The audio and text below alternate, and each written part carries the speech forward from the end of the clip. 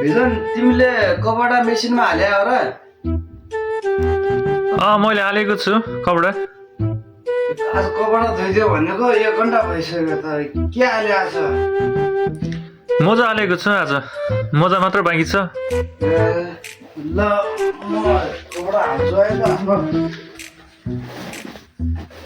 कपडा धुनु पर्ने यार।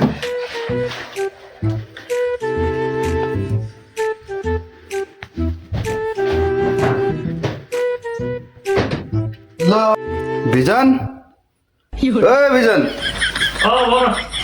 यहाँ आऊ त